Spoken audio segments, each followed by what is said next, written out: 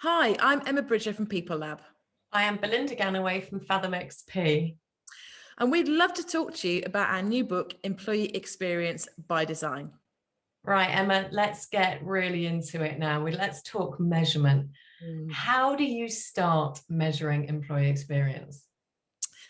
Okay, so this is a topic which is really close to my heart. I'm really passionate about this, about proving our worth and making sure that we know that what we're doing is working.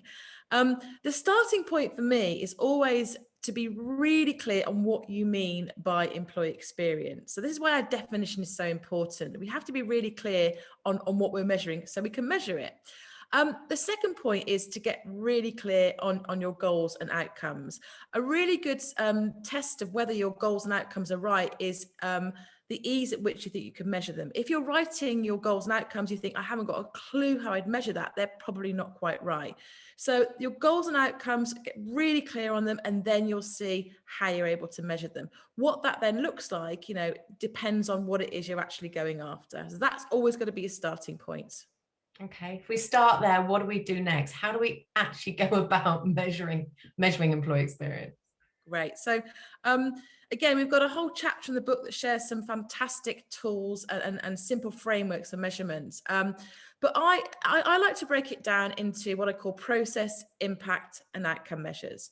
So your process measures, as the word says, measures the process of the experience. So for example, if we say we attend an onboarding event, we might say, was that a good use of your time? You might say, yes, it was, or no, it wasn't. It doesn't measure the outcome. It just measures your kind of experience, your sentiment towards something. So that's your process measures.